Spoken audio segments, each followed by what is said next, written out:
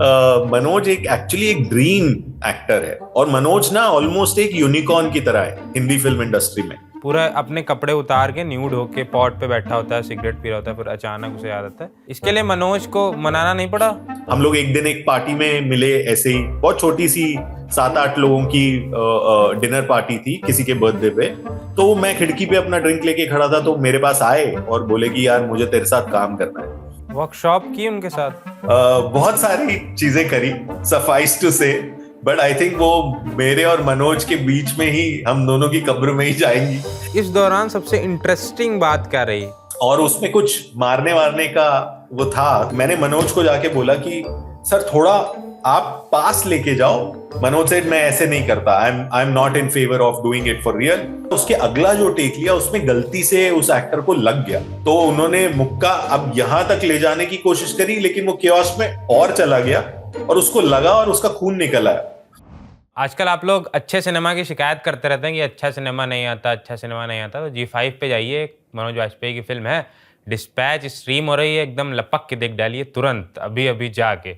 अगर ये इंटरव्यू देख रहे हैं तो इंटरव्यू रोक दीजिए, पहले पिक्चर देख के आई तब इंटरव्यू देख के आए, क्योंकि हम इसी फिल्म को बनाने वाले कन्नू बहल से बात करने वाले हैं। इससे पहले हमने इनसे बात की थी जब आगरा आ रही थी इनकी, मतलब आगरा भी आई नहीं है, लेकिन कुछ उसका ट्रेलर जब आया था तब हमने बात की थी। अब डिस्पैच तो आ ही गई है finally.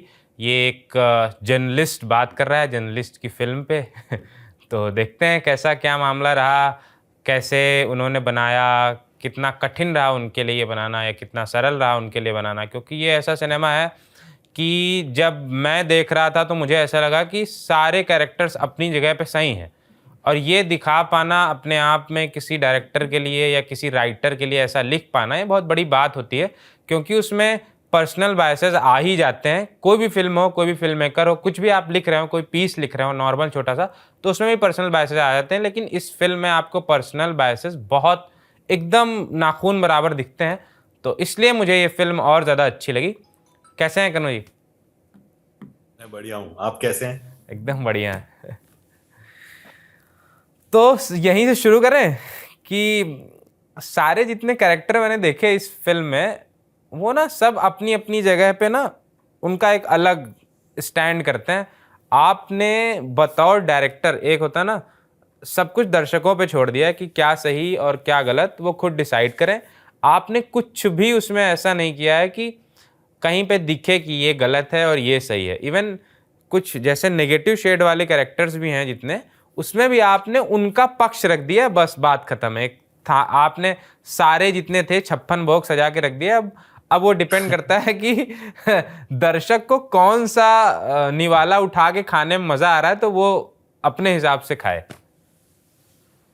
Ji ji, I mean her film का at the end of the day मुझे लगता है यही गोल होना चाहिए। क्योंकि हीरोज और विलेंस तो सिर्फ कुछ फिल्मों में ही एग्जिस्ट करते हैं और कुछ थोड़ी बुरी फिल्मों में ही एग्जिस्ट करते हैं। एक्चुअली में रियल लाइफ में तो ना कोई हीरो होता है ना कोई विलन होता है, सब सब अपनी अपनी जिंदगी के सेंटर होते हैं। और वो अपनी अपनी जो जो उनकी जिंदगी की समझ हो रही होती है, उससे उसके उसके चलते वो पूरी तरह से अपनी जिंदगी जीते हैं। तो मुझे personally as a film maker कोई इंटरेस्ट भी नहीं है हीरोज में या विलन्स में। तो I wanted to create a world जहां पर आप ये दुनिया देखें, जर्नलिज्म की दुनिया देखें, और उसके अंदर हमें एक थोड़ी झलक मिले, और हम खुद तय करें कि हम क्या फील करते हैं इस दुनिया के बारे में। अच्छा, तो जब आप ये लिख रहे थे, ये जब आइडिया पहली बार आपने कंसीव किया, तब क्या था दिमाग में? क्या सोच के कहानी लिखी, या कुछ ऐसे थे पैरेलल्स साथ में आपके कि कुछ कैरेक्टर्स ऐसे देखे थे, या क्या था? क्योंकि कुछ ना कुछ आदमी देखता है तभी वो लिखता है, या कहीं पढ़ता है, कुछ आपने कोई पीस पढ़ा होगा या कुछ किया होगा। तो ये शुरू कैसे हुआ, ये प्रोसेस कैसे शुरू हुआ? जी, ये एक्चुअली 2017, लेट 2017 के आसपास की बात है। गौरी लंकेश हुआ था। अच्छा। और आई रिमेम्बर उस इंसिडेंट के बाद मैं बहुत ज्यादा डिस्टर्ब था, और उसी के आसपास मैं और मेरी को राइटर जो है फिल्म पे, ईशानी बैनर्जी, हम लोगों ने तब नया नया मिलना शुरू किया था, क्योंकि हम लोग कुछ साथ में करना चाह रहे थे। और ईशानी ने इससे पहले अलीगढ़ करी थी, और उनका थोड़ा सा बैकग्राउंड भी है जर्नलिज्म में। एंड आई रिमेम्बर शुरू शुरू में जब राइटर लोग मिलते हैं तो ज्यादा लिखाई कम होती है और गप्पे ज्यादा होती है, तो इधर उधर की बातें बहुत होती है। तो इन्हीं डिस्कशंस में एक that popped up, and I remember कि हम लोग उस पर बात करते गए करते गए करते गए करते गए। वो भी बहुत डिस्टर्ब थी, मैं भी बहुत डिस्टर्ब था, और कहीं ना कहीं हम दोनों ये बोल रहे थे कि यार कुछ ना बदल रहा है, कुछ बड़ा बदल रहा है। ऐसा लग रहा है ये एक इन्फ्लेक्शन पॉइंट है, हमारे देश में कुछ चेंज आ रहा है, लेकिन हमें फुली समझ में नहीं आ रहा था कि क्या बदल रहा है। तो हमने भी इसको एज अ जर्नी शुरू किया, पता करने का कि हमें इतना अजीब क्यों लग रहा है इस इंसिडेंट और इसके आसपास कुछ जो इंसिडेंट्स और हो रहे थे उन सबको लेके। Why are we feeling so strange? तो हमने इस आइडिया पे काम करना तब शुरू किया, और देखा कि हमें जर्नलिज्म की दुनिया के बारे में ज्यादा पता नहीं है। तो वहां से it took us just 18 months ऑफ just research, of talking to people, बहुत सारे अलग अलग लोगों से जाके बात करना, चाहे वो पत्रकार हो या पुलिस वाले हो या कोर्ट में जाके हियरिंग सुनना हो या कुछ अंडरवर्ल्ड के लोगों से बात करना हो। हम अच्छा। लोग काफी काफी टाइम तक रिसर्च किए समझने के लिए कि ये दुनिया है क्या आखिर, और इसमें क्या चल रहा है। अच्छा, तो जब ये रिसर्च कर रहे थे तो कोई इस दौरान सबसे इंटरेस्टिंग बात क्या रही? जैसे किसी अंडरवर्ल्ड के व्यक्ति से मिले हों या कोर्ट में गए हों, पुलिस में गए हों, सबसे इंटरेस्टिंग क्या रहा जो आपको लगा हो इंटरेस्टिंग कि यार ये आगे मेरी फिल्म का सब्जेक्ट हो सकता है? इंटरेस्टिंग तो अनुभव बहुत सारे इंसिडेंट्स और चीजें थी, but I am not sure I can talk about that publicly. पर बहुत सारी इंटरेस्टिंग चीजें थी, लेकिन ये मैं जरूर बोल सकता हूं कि जो सामने आया ना अनुभव, वो ये था कि सारे लोग, चाहे किसी से भी आप जाके बात करो, सब लोग ये बोल रहे थे कि अब हम एक ऐसे माहौल में रहते हैं जहां कब क्या कहाँ क्यों कौन कर रहा है वो अब पता ही नहीं चल सकता। तो सब लोग ही यही बोल रहे थे कि ये जो वर्ल्ड है ये बहुत ही ज्यादा फॉगी और ऑब्ट्यूज हो चुका है अब, हाँ, हाँ, इसमें पता नहीं चलता। हाँ, तो वो चीज हमें बड़ी इंटरेस्टिंग लगी, क्योंकि हमने बोला यार जब सब लोग जर्नलिज्म की फिल्में करते हैं तो वो ज्यादातर एक स्टॉक कैरेक्टर होता है एक पत्रकार का जो निकलता है एक बड़ी स्टोरी करने, और वो ढूंढ लेता है और सब सब एंड में सही हो जाता है और आप आराम से पॉपकॉर्न पेप्सी खा के घर वापस जा सकते हैं। उस तरह की फिल्में बहुत बनती है। तो हम लोग आपस में ये बात करने लगे, हमने बोला यार अगर ग्राउंड पे लोग ये बोल रहे हैं, रियल जर्नलिस्ट ये बोल रहे हैं, और वो पूरा एटमॉस्फेयर ये बोल रहा है, तो why should that not be our film? कि एक आदमी कुछ ढूंढने निकल रहा है और उसे पता ही नहीं चल रहा, उसे पता चल ही नहीं सकता है कि क्या वो पता करने निकल रहा है, because that is the world. और फिर हम इसके आगे जब बात करने निकले तो हमने ये रियलाइज किया, क्योंकि फिर हमने आगे अपने आप से बात करनी शुरू करी कि ये वर्ल्ड ऐसा क्यों होता जा रहा है। और फिर हम ये बात सामने आई कि यार लोग बोलते हैं सिस्टम खराब है, सिस्टम प्रॉब्लम है। तो फिर हमने एक दूसरे से पूछा यार सिस्टम कौन है, ये सिस्टम किससे बनता है? तो ईशानी ने बोला सिस्टम तो तुम हो, मैंने बोला सिस्टम तो तुम हो। तो हम इवेंचुअली वो बात करने लगे कि सिस्टम तो हर एक आदमी होता है, हर एक आदमी इंडिविजुअल से सिस्टम बनता है। तो अगर सिस्टम में कुछ प्रॉब्लम है तो इंडिविजुअल की क्या रिस्पॉन्सिबिलिटी है उस सिस्टम को लेके।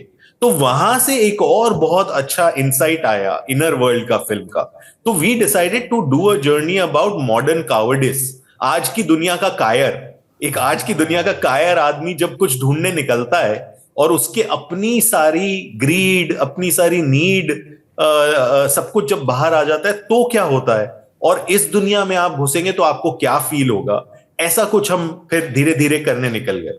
अच्छा, जो आप कह रहे थे ना कि सिस्टम तो तुम हो, सिस्टम तो तुम हो, अलग अलग, मैं जब ये फिल्म देख रहा था तो मुझे ऐसा लगा कि ये जर्नलिस्ट तो एक बैकग्राउंड है, सिर्फ कहानी कहने का आपका तरीका है, आपने एक जर्नलिस्ट उठाया है, पर असल में ये इंसानों की ही कहानी है। क्योंकि एंड में ना जर्नलिस्ट आपने प्रॉपर उसके अलग बैकग्राउंड भी दिखाए हैं कि उसका एक अफेयर चल रहा है, उसकी वाइफ है, उससे वो अपना डाइवोर्स चाहता है जो वो दे नहीं रही है, और सबसे अच्छी बात है उसमें जो वो अपनी वाइफ से डाइवोर्स चाहता है उसकी भी अपनी एक स्टोरी है, और उसके अलावा जो अलग अलग जो कैरेक्टर है जिससे मदद लेने जाता है, जिसका बॉस होता है पहले, वो जूली आई थिंक ना, हाँ, तो उससे मदद लेने जाता है। हाँ, मदद लेने जाता है, तो सबके अपने अपने। तो बेसिकली मैं ये देख रहा था जब फिल्म की पर्दे के पीछे से कनू ने जब ये फिल्म बनाई होगी तो वो ये सोच रहे होंगे, जर्नलिस्ट सोच के नहीं बनाई होगी, उन्होंने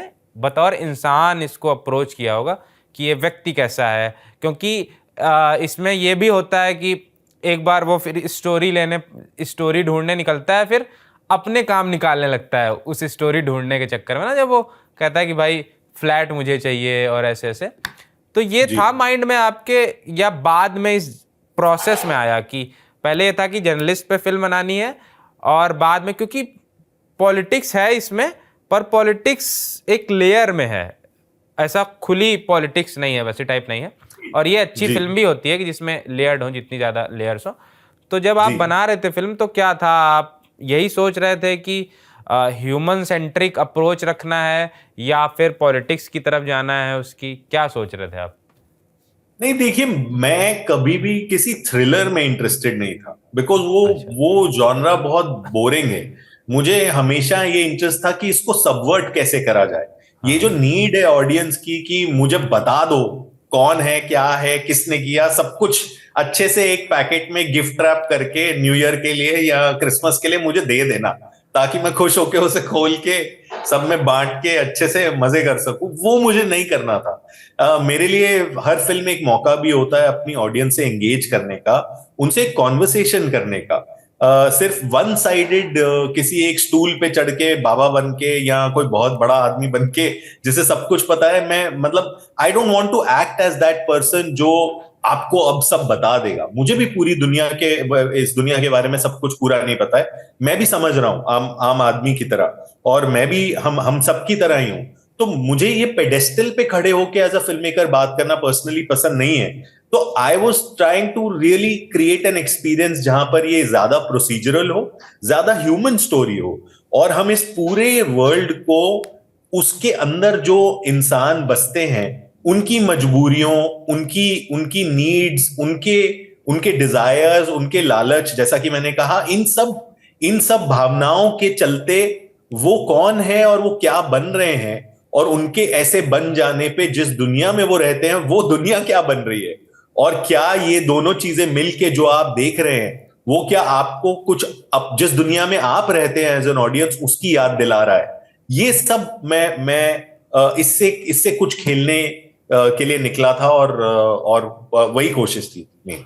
अच्छा, जब चूंकि आपने जितनी अभी पिछली 2 फिल्में, जो 2-3 फिल्में आपका जितना काम किया है ना, वो किसी वैसे नए बच्चे, जितने नए इन द सेंस उनकी उम्र नई थी, 25-26 साल के सब जितने थे, पहली बार आप किसी वैसे इस्टेब्लिश्ड एक्टर, और वो स्टार भी है एक तरह से, मतलब वैसा एक्टर स्टार आप उसे कह सकते हैं, उनके साथ काम कर रहे थे। तो मनोज वाजपेयी को जब पहली बार ये स्क्रिप्ट आपने सुनाई तो उनका क्या रिएक्शन था, और वो क्या ऐसा तुरंत मान गए थे या उनको मनाना पड़ा कि यार करना है? और उनके साथ काम करने का एक्सपीरियंस कैसा रहा कि बतौर, हाँ बोलिए। तो सॉरी, आप कह रहे? हाँ बोलिए बोलिए, आप बोलिए। नहीं, मैं कह रहा था एक्सपीरियंस तो माशाल्लाह बहुत शानदार रहा। आई थिंक मनोज, मतलब मैं ये ऐसा लगेगा सभी बोलते हैं, मनोज एक्चुअली एक ड्रीम एक्टर है, और मनोज ना ऑलमोस्ट एक यूनिकॉर्न की तरह है हिंदी फिल्म इंडस्ट्री में। वो यूनिकॉर्न होता है ना, जो एक्चुअली एग्जिस्ट नहीं करता है, एनिमल, लेकिन फैंटेसी में होता है। तो मनोज उस तरह के कुछ एक एक्टर है हिंदी फिल्म इंडस्ट्री में, क्योंकि जस्ट एक ऐसा एक्टर जो हर रोज सुबह आपके सेट पे आए, सिर्फ ये गोल लेके, उसका सिर्फ एक एजेंडा है कि फिल्म को आज बेहतर कैसे बनाना है, मेरा रोल क्या है, मेरी एक्टिंग क्या है, मेरा ग्राफ क्या है, या मुझे कितने शॉट मिल रहे हैं, सामने वाले को कितने नहीं मिल रहे। इस तरह की जो हम बाकी बचपने देखते हैं हिंदी फिल्म इंडस्ट्री में, वैसा बिल्कुल नहीं है।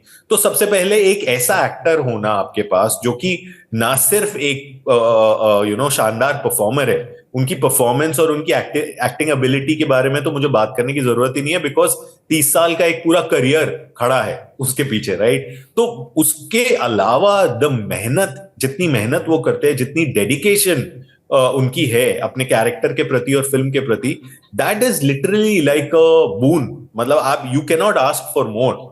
After that, if you got all of that from your lead actor, उसके बाद अगर कुछ भी फिल्म में गड़बड़ है तो वो पूरी आपकी है। मुझे लगता है उसके लिए आप किसी और को ब्लेम नहीं कर सकते हैं। तो working with him was absolutely fantastic and नहीं, एक्चुअली उनको कन्विंस करने की भी ज्यादा जरूरत नहीं पड़ी थी, क्योंकि मैं और मनोज कुछ टाइम से डिस्पैच की स्क्रिप्ट उनको देने से पहले ये बात कर रहे थे कोलैबोरेट करने की, कुछ साथ में करने की। हम लोग एक दिन एक पार्टी में मिले, ऐसे ही बहुत छोटी सी 7-8 लोगों की डिनर पार्टी थी किसी के बर्थडे पे। तो मैं खिड़की पे अपना ड्रिंक लेके खड़ा था, तो मेरे पास आए और बोले कि यार मुझे तेरे साथ काम करना है। तो वो रात गई बात गई, ऐसा लगता है बड़े एक्टर तो बहुत मिलते हैं जो शायद तकल्लुफ में बोल देते हैं कि ठीक है काम करना है, लेकिन अगले दिन उनका फिर मुझे फोन आया और उन्होंने बोला कि मैं कल रात को ऐसे ही नहीं बोल रहा था, मैं सीरियस था। तो वो जब बात हुई मेरी, तो मुझे लगा अरे he really means it, he does want to work with me. तो उसके बाद हमारी बातचीत काफी समय से चल रही थी। तो जब डिस्पैच में लेके गया तो ही रेड इट ओवरनाइट। उन्होंने जिस दिन मैंने दी उसी रात को पढ़ी, अगले दिन हम मिले और उन्होंने बोला यार ये मुझे बहुत पसंद है स्क्रिप्ट, मुझे ये फिल्म करनी ही है क्योंकि ये फिल्म रेलेवेंट है और ये अभी बननी चाहिए, ये आज के टाइम के बारे में रेलेवेंट है। और that was it and we were on and we were doing the film. Workshop की उनके साथ कि आपकी आपका वर्कशॉप बहुत कुख्यात है। काफी काफी लंबी वर्कशॉप करी थी। क्या रहा वर्कशॉप का, क्या अनुभव रहा उनके साथ? सॉरी क्या? वर्कशॉप्स का क्या अनुभव रहा उनके साथ, जो 2-3 महीने जितना भी आपने समय लिया होगा, वो कैसा अनुभव रहा उनके साथ? काम मतलब काम करने का तो एक अनुभव होता है, लेकिन वो कैसे एक बच्चे की तरह अप्रोच कर रहे थे उस कैरेक्टर को, कितनी मेहनत कर रहे थे वो या अन्य एक्टर्स के साथ, और क्या रहा उस इस फिल्म के लिए पर्सनली क्या वर्कशॉप रही अलग अलग, अगर बता सकें आप, क्योंकि बताना थोड़ा सा जैसे आपकी वर्कशॉप होती है आप।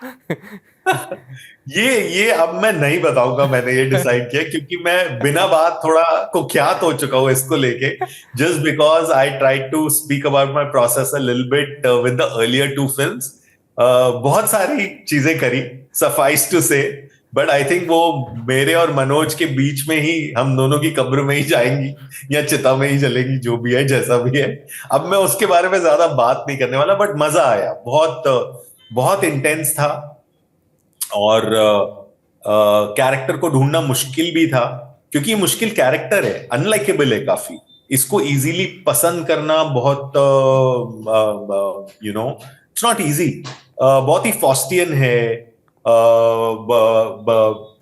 subliminally his psychosexual drive is very important। तो उस उन पाथवेज पे जाना, उन subliminal responses को खोलना कि आप इस स्टेट तक कैसे पहुंचे कि अब आप सीन कर तो रहे हैं डायलॉग के लिए, बट जो सब्लिमिनल लेयर है वो साथ साथ पैरेलली प्ले आउट हो रही है। उस सब पे बहुत सारा काम हुआ, उस प्रोसेस को इवॉल्व करने में, अपने डायरेक्टर एक्टर कोड्स ढूंढने में, क्योंकि शूट पे इतना केओस होता है। तो आप एक एक्सरसाइज करके, अगर वो एक्सरसाइज वर्क करती है आपके लिए, आप एक कोड बना लेते कि ये याद रखना, ये यहाँ ऐसे, तो वो शूट पे 1-2 वर्ड ही हो जाते कि याद है वो XYZ या ABCD, so that you can go back into that moment quicker and remember where we are in the film। अच्छा, उसमें ना एक वो है सीन है जहाँ पे वो ना पूरा अपने कपड़े उतार के न्यूड होके पॉट पे बैठा होता है, सिगरेट पी रहा होता है, फिर अचानक उसे याद आता है। क्या मतलब, मैं ये फिल्म देखते हुए जो मैं समझ पाया, मुझे नहीं पता आप ये सोच रहे थे कि नहीं, क्या वो मोमेंट है कि जहाँ पे उसे सेल्फ रियलाइजेशन होता है और वहाँ से थोड़ा सा फिल्म टर्न होती है? ऐसा सोचा आपने कि आपने एकदम जर्नलिस्ट के, वो मेटाफर है क्या कि जर्नलिस्ट के पूरे कपड़े उतार दिया आपने वहाँ पे? नहीं, वो हाँ, मतलब partly I don't think Joy को उस पॉइंट पे सेल्फ रियलाइजेशन होता है, बट हमको as an audience the moment, because वो कॉन्वर्सेशन इतनी क्रिटिकल है क्योंकि उस कॉन्वर्सेशन में पहली बार वो डायरेक्टली धमकी देता है सामने वाले को और बोलता है कि जब उसे बोला जाता है कि पर तू तो आया था, तूने अपना फ्लैट ले लिया, तो अब वो सीधा सीधा बोलता है पहला पेमेंट तो इसका था, दूसरा पेमेंट इसका है, राइट? तो you see a final switch in that character जो अभी तक एम्बिगुअस था। धीरे धीरे धीरे धीरे आप इसकी इमोरलिटी के साथ आ रहे थे और आपको लग रहा था कि हाँ अच्छा, oh maybe he is on the border, अच्छा शायद ये होता है, but with that conversation he clearly finally steps over a line and you know now कि ये जर्नलिस्टिक बाउंड्स के बिल्कुल भी अब अंदर नहीं, अब ये जर्नलिस्टिक बाउंड्स के बाहर चला गया, अब ये आदमी सिर्फ अपने लिए काम कर रहा है। और जब वो हो जाता है तो वो एक तरह से उसके अंदर का जो ढोंग है जर्नलिस्ट होने का वो पूरा बेनकाब हो जाता है। तो the moment you cut to that wide shot and that's the only one shot where you see him naked, other than that you are not playing on his nudity, but that one shot for me was to symbolize that ये actually आदमी देख लो, ये इस स्थिति में अब ये पूरा नंगा हो गया आपके लिए, right? So metaphorically I was trying to create that moment for the audience where you say अब ये आपको एग्जैक्टली जो जैसा है वो दिख रहा है, इसके ऊपर कोई कपड़े नहीं, या इसके ऊपर कोई किसी भी तरह का नकाब नहीं है। हाँ, इसके लिए मनोज को मनाना नहीं पड़ा या? जी बिल्कुल नहीं, क्यों मनाना पड़ेगा, बहुत ही इंटेलिजेंट एक्टर है, बहुत ही सेंसिटिव एक्टर हैं। जब स्क्रिप्ट पढ़ी तो उन्हें भी ये बात समझ में आई जब वो सीन पढ़ा। We just had an overarching discussion एक बार सिर्फ on the overall sexuality in the script कि इसको हम किस तरह से देख रहे हैं। वो भी उन्होंने मुझे कभी नहीं कहा कि इसको क्यों कर रहे हैं, उन्होंने बोला करेंगे ठीक है ये जरूरी है लेकिन इसका गेज क्या है।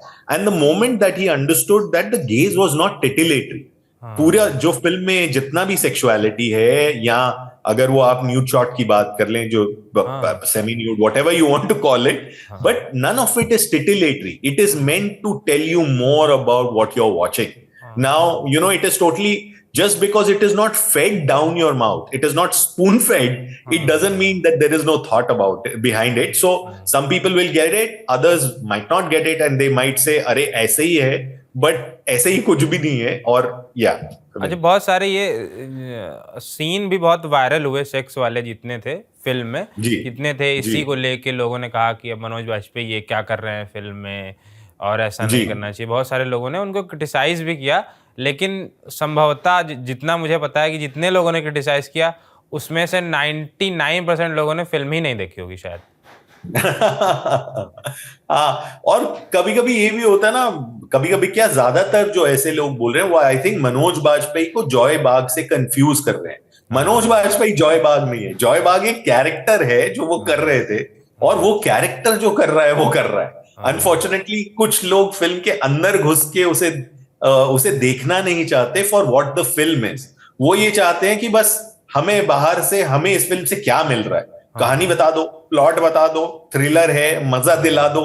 सो you have, I think for me personally an audience's reaction to a film tells me more about them rather than the film, you know. And here I am not saying I made a perfect film. Film में अपनी कुछ खामियां होंगी, जरूर होंगी, मैं perfect film maker नहीं हूं, लेकिन इस तरह का रिएक्शन मुझे ज्यादा ये बताता है कि कोई अंदर से घुस के देख रहा है या नहीं, या आप बाहर ही कहीं छूट गए।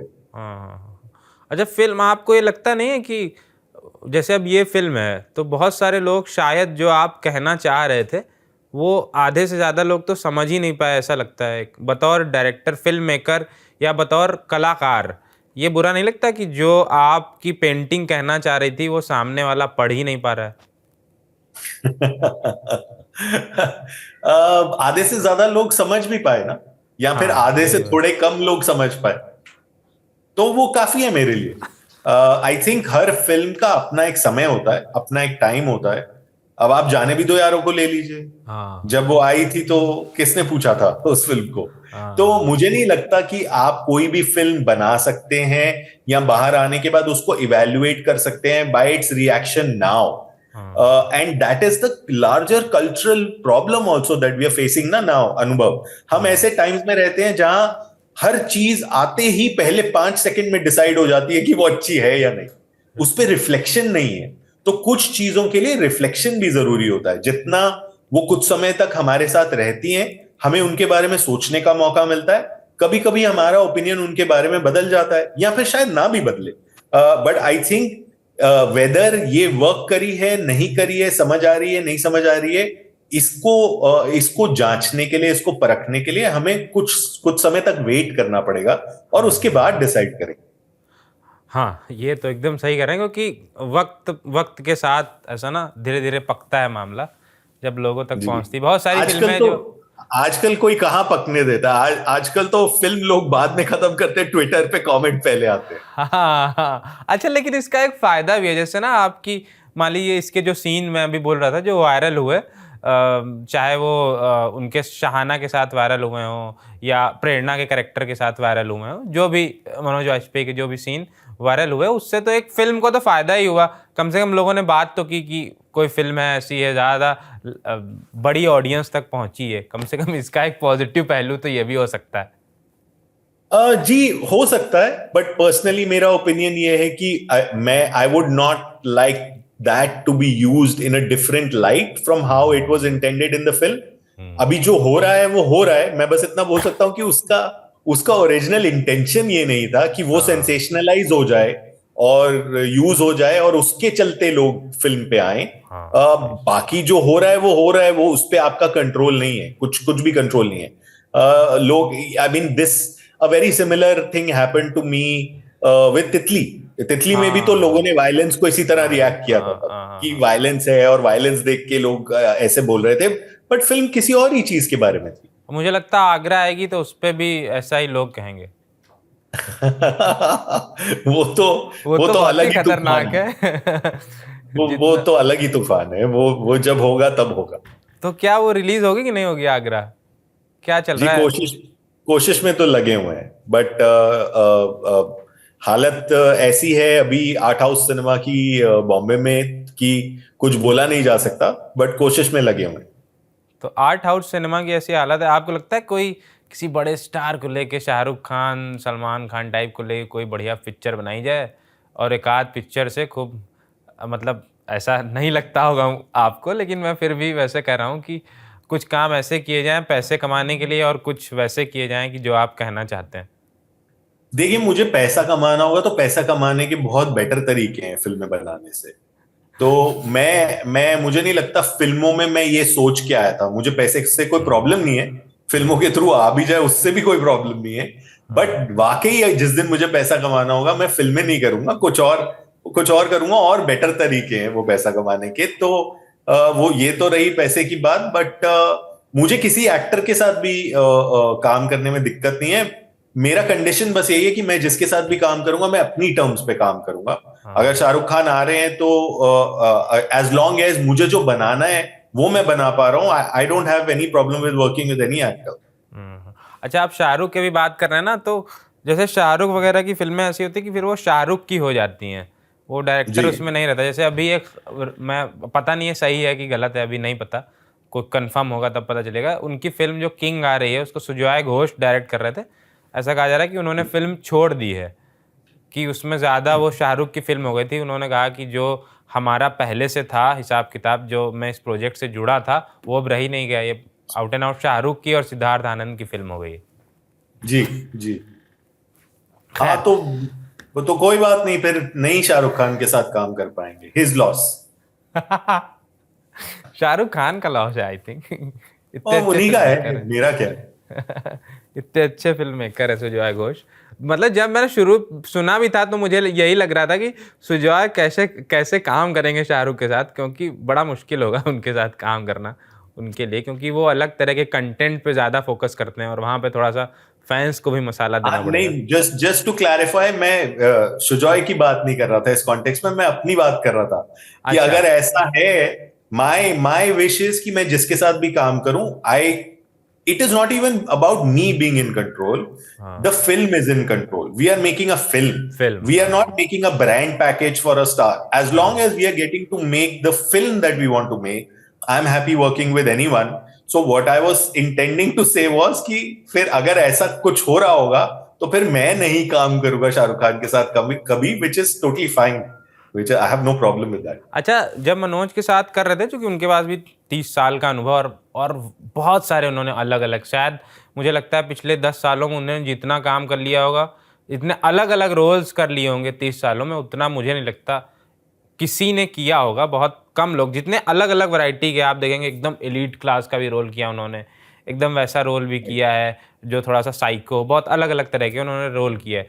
सत्या से आप लेके उठाइए, अलीगढ़ से लेके, या जो आपकी फिल्म है, जो भी गली गुलियाँ, जो भी फिल्म ले लीजिए, तो उनके भी कुछ चीज़ें, कुछ इनपुट्स होते होंगे, कुछ चीज़ें होती होंगी, क्या वो इनपुट्स देते थे, ज़्यादा देते थे? कुछ बीच में एक आध बार ऐसा भी हुआ, कोई टकराव भी हुआ, कोई सीन कर रहे थे कि यार नहीं ऐसे होना चाहिए था, यहाँ पे चूँकि थोड़ा-सा वॉयलेंस भी है इसमें फ़िल्म में, या फिर वो सब कह रहे थे नहीं ठीक है, ओके, ओके ऐसा टाइप था? देखिए, इनपुट तो कांस्टेंट होता है। वो इनपुट जिस तरह से मैं काम करता हूं ना, वो इनपुट ऐसा नहीं है कि एक मोमेंट पे होता है या किसी एक सीन में आ गया या दो सीन में आ गया। वो हर सीन में होता है, क्योंकि जिस तरह से हम काम करते हैं वो प्रोसेस ही यही है कि आप सीन के पीछे का पूरा जीवन जी लीजिए। जहां से फिल्म शुरू होती है, जिस पॉइंट से, उससे पहले इस कैरेक्टर ने जो जो जिया हुआ है वो आप जी लीजिए, ताकि ये कैरेक्टर पूरी तरह से आपके अंदर रम जाए। आप सिर्फ एक सीन नहीं कर रहे हैं, आप उसके पीछे की 55 साल की जिंदगी हर सीन में कर रहे हैं। तो द मोमेंट कोई भी एक एक्टर आके, फॉर एग्जाम्पल जॉय का अगर हम कैरेक्टर ले लें, तो जॉय अगर 55 साल जी के आ रहा है और मैं 4 लोगों के साथ काम कर रहा हूं जो 3 औरतों के भी कैरेक्टर हैं, तो मुझे उतना नहीं पता होगा जितना जॉय को पता होगा, बिकॉज उसने अकेले ने अब वो 55 साल जिए। पहले तो मैंने और ईशानी ने कमरे में लिख के कर दिए थे। तो the moment, his contribution is every moment, because if it's a scene between Joy and Shweta, Shahana and Manoj, then they are the ones who have prepped for their characters. तो in that moment जब वो सीन कर रहे हैं और कुछ नया मिल रहा है उनको, तो you have to trust जो उनको मिल रहा है, क्योंकि वो fully उस मोमेंट में है। आप बाहर से देख रहे हो, you are a cross reference की ठीक है ये कुछ ठीक नहीं लग रहा, थोड़ा इसको ऐसा करें, इसको ऐसा करें, या तो you have a global view, but that collaboration is a collaboration on every microsecond of the shoot. तो वो बहुत ही ज्यादा ऑर्गेनिक प्रोसेस है, जहां सीन रिहर्स होने पे सुबह, या टेक होने पे, रीटेक होने पे, स्पेसिफिक डिलीवरी होने पे, you have to really be with the actor, feel what they are feeling and go with what they are discovering. So Manoj was constantly discovering Joy Bagh, जो हम थ्रू आउट द शूट कर रहे थे। नहीं, मैं ये पूछना चाह रहा था, मतलब कोई सीन ऐसा रहा क्या कि जिसमें थोड़ा सा वो नाखुश हुए कि यार ऐसे नहीं करूंगा मैं? हाँ, था एक ऐसा स्पेसिफिक मोमेंट भी था, जो जैसा वो थाने वाले सीन में है, जहां वो जाके सांगली के कैरेक्टर को मारता है, पीटता है और बोलता है मैं क्या स्टोरी छापूं, क्या स्टोरी छापूं।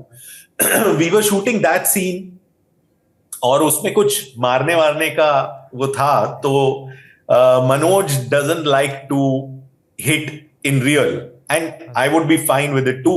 बट वो जब मार रहे थे तो हम, कैमरा इतना पास था, इतने ज्यादा पास थे कि पता चल रहा था दैट इट वाज फेक। अच्छा। तो मैंने दूसरे एक्टर से बात करी और मैंने बोला कि यार are you okay if we try to come closer, उसमें थोड़ा थोड़ा केओटिक हो जाएगा, थोड़ा अनकंट्रोल्ड होगा, तो आर यू ओके, तू ठीक है? तो उन्होंने बोला हाँ मैं ठीक हूं। तो मैंने मनोज को जाके बोला कि सर थोड़ा आप पास लेके जाओ, और लगभग गया, थोड़ा सा हल्का ही करना, बट लग गया तो कोई बात नहीं, he is fine with it, your co actor is fine with it. तो there was a major difference of opinion there, because Manoj said मैं ऐसे नहीं करता, I am not in favour of doing it for real. But ultimately 10-15 minute की हमारी conversation हुई और वो मान भी गए, और इवेंचुअली उसके बाद जो हमने टेक लिया, उसके अगला जो टेक लिया, उसमें गलती से उस एक्टर को लग गया। Manoj was just trying to do what we were asking him to do, तो उन्होंने मुक्का अब यहां तक ले जाने की कोशिश करी, लेकिन वो केओस में और चला गया और उसको लगा और उसका खून निकल आया। तो Manoj was really really upset, and that caused a little bit of a momentary friction between us. मुझे जाना पड़ा वैन में वापस, मुझे बात करनी पड़ी, और को एक्टर को भी लाना पड़ा, and we all reassured him and we said, you know, that it's a part of the process, we'll take care. But yeah, things like that, mechanical, usual, everyday stuff like that. अच्छा ना, मुझे ना वो Shweta character बहुत बहुत ज़्यादा interesting लगा। मतलब प्रेरणा का तो है ही और नूरी का भी है, पर श्वेता का मुझे इसलिए ज़्यादा इंटरेस्टिंग लगा क्योंकि उसके अपने वो हैं, बहुत सारी चीज़ें हैं, बहुत कुछ है। वो नहीं चाहती है कि डाइवोर्स हो, चीज़ें हो, इसलिए वो कहती है कि हैव अ बेबी, है ना, जब चीज़ें करती है। तो वो जब कैरेक्टर लिख रहे थे आप ना, शहाना गोस्वामी, और थोड़ा मैं शहाना की एक्टिंग पर भी बात करना चाहूँगा क्योंकि उनकी अभी फिल्म संतोष उसमें भी गई है, ऑस्कर्स में भी गई है, तो उनकी मैं उस पर भी बात करना चाहूँगा बतौर एक्टर शहाना के साथ। और जैसे उन्होंने उस कैरेक्टर को अप्रोच किया वो बहुत इंटरेस्टिंग है, क्योंकि आपको एक मोमेंट पे भी नहीं लगता कि वो कहीं पर गलत है। राइट। या सो तो क्या सवाल क्या है आपका? सवाल यही था कि मतलब जब ये आप ये कैरेक्टर लिख रहे थे शहाना का या तीनों महिलाओं का, तो जी। वो पॉइंट ऑफ व्यू कहाँ से आ रहा था, कैसे था वो लिखते समय, क्या था आपके दिमाग में? और शहाना पे स्पेशली मैं बात करूंगा, उनकी एक्टिंग पे बात करना चाहूंगा। तीनों महिलाओं का कोई भी कैरेक्टर जब हम लिख रहे थे फिल्म में, ऑल कैरेक्टर्स हम लोग उनको बस ह्यूमनाइज करने की कोशिश कर रहे थे। हम ये चाह रहे थे कि कोई भी कैरेक्टर कार्डबोर्ड कटआउट ना लगे। All the women have to have their own agency. वो ऐसा नहीं लगना चाहिए कि सिर्फ वो जॉय के लिए ही फिल्म में है। अभी जैसे प्रेरणा का कैरेक्टर है, वो बहुत इंटरेस्टिंग है क्योंकि उसकी अपनी नीड है, उसकी अपनी ग्रीड है। तो एक ग्रीडी दुनिया में वो भी एक ग्रीडी लड़की है कि जो जो ऐसे ही एक ओल्डर मर्द के साथ नहीं है। वो भी एक राइटर बनना चाहती है, वो भी अपना नाम किताब पे छपवाना चाहती है, और वो भी अपना कुछ काम निकाल रही है इस रिलेशनशिप से। और बाय द एंड जब उसको बिल्कुल ही डर लग जाता है तो वो फट से गायब हो जाती है, you know. So she is not there. Noori तो बहुत क्लियरली सामने सामने बोल के, it is a transaction between Joy and Noori हाँ, कि मुझे स्टोरी चाहिए स्टोरी जॉइंट होना। स्टोरी होगी, सिर्फ तेरी स्टोरी नहीं होगी। इसलिए वो है। श्वेता का कैरेक्टर एक्चुअली सबसे ज्यादा कॉम्प्लेक्स था इन विमेन में से लिखना, बिकॉज श्वेता की journey almost as a parasite की जर्नी हम लोग देख रहे थे। क्योंकि कई कई मायनों में एक ऐसी औरत है जो थोड़ी अंडर कॉन्फिडेंट है अपने को लेके, जो इंग्लिश एजुकेटेड है, probably has a you know economics well heeled kind of background. लेकिन वो, हम ये सोचते थे कि ऐसे देसी जर्नलिस्ट जो स्ट्रीट जर्नलिस्ट है उसके साथ क्यों है? Why would a woman like this be with a man like that, you no? और ये कई तरह से ऑब्वियस भी है क्योंकि उसको एक तरह की जड़ शायद इस आदमी में दिखती थी। शायद जब उनका रोमांस हो रहा था या प्यार चल रहा था तो कहीं ना कहीं एक वो रूटेड नीड श्वेता की पूरी होती है जॉय जैसे आदमी को लेके, जो जो उसे कहीं छोड़ने नहीं देती, उसको चिपकाए रखती है इस आदमी से। और शुरू शुरू में जब उसको ये रियलाइज होना शुरू होता है कि ये आदमी उससे दूर जा रहा है, तो वो बहुत घबराना शुरू कर देती है। उसे भी समझ में नहीं आ रहा कि वो क्यों नहीं तोड़ पा रही है अपने आप को इस आदमी से। जब वो होटल रूम में भी आती है और बोलती है तुम्हारा कुछ चल रहा है क्या किसी और के साथ, तो you even know that after point she realises that something is on, but she is still almost begging this man, right? कि बाद में भी उसे जस्टिफाई कर रही है, मैं नहीं, तुम्हारे माँ बाप, तुम्हारे माँ और बहन नहीं मेरा मुंह देख सकते। So it was, and by the end, by the time you reach the divorce, you are in terms of a spiritual, quasi spiritual, unsaid journey, you are almost seeing this woman freeing herself from her own dependency cycle। थोड़ा सा करेज gather करके, कुछ तो उसको करेज आता है किसी point of time पे, कि वो डिसाइड करती है कि अब जो भी होगा मुझे ये तोड़ना है और मुझे अपने लिए कुछ देखना है इसके बाद। तो उस तरह की कुछ एक जर्नी मैं और शाहाना क्रिएट करना चाह रहे थे। और I think that is partly what also convinced Shahana to do this part। क्योंकि मैंने जब उन्होंने स्क्रिप्ट पढ़ी तो उन्होंने बोला यार ये पार्ट तो इतना बड़ा नहीं है, बट जब हमने बात करी कैरेक्टर के बारे में और मैंने बोला हम इस तरह का कुछ जर्नी इन सीन्स में करना चाह रहे, तो I think she immediately got excited because she saw a lot of meat in the part and she saw that you know she had her presence, she had her own space in the film. तो I think that very quickly convinced her कि ये this is probably a part I want to play. हाँ, मतलब आपने ना उसमें 3 तरह की अलग-अलग महिलाएँ दिखाई। जैसे आपने एक दिखाई ना, प्रेरणा का कैरेक्टर दिखाया, उसका अपनी चीज़ें हैं, और एक दूसरी जी। ना वो कॉन्फिडेंट है पर थोड़ा-सा फिर भी वो फ़ेवर चाहती है। पर जो नूरी का कैरेक्टर है उससे कोई फ़ेवर नहीं चाहिए, वो इवन खुद फ़ेवर दे रही है दूसरे। जी। तो ये दूसरी तरह का कैरेक्टर। और तीसरा एक कैरेक्टर है जो अंडर कॉन्फिडेंट है, क्योंकि जब एलिमनी की बात होती है तो पुरुष बैठ के कहते हैं भाई ऐसा चाहिए हमें, क्या जी। रहेगी बातचीत। तो ये बड़े जी। बहुत अच्छे मुझे कैरेक्टर लगे जो आपने, जो महिलाओं को जो जैसा चल रहा है वैसा आपने दिखाया 3 तरह के कैरेक्टर से। तो फिलहाल अब बातचीत ख़त्म करते हैं और फिल्म देखिए। मैं एक बार फिर से आपसे रिक्वेस्ट करूँगा कि जाके G5 पे है, अगर सब्सक्रिप्शन नहीं है तब भी बहुत ज़्यादा रुपए नहीं खर्च होंगे। ₹200 मुश्किल से ₹199 खर्च होंगे, जाके देख के आइए पिक्चर।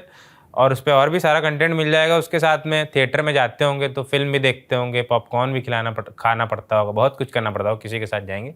इस पे फ़िल्म को देखिए, अकेले देखिए और किसी के साथ भी देखिएगा, जैसा आपका मन करे, पर फ़िल्म देखिए, एक बार देखिए, क्योंकि मुझे लगता है शायद आज से 8-10 साल बाद कोई आपको कहे कि यार तुमने डिस्पैच देखी है?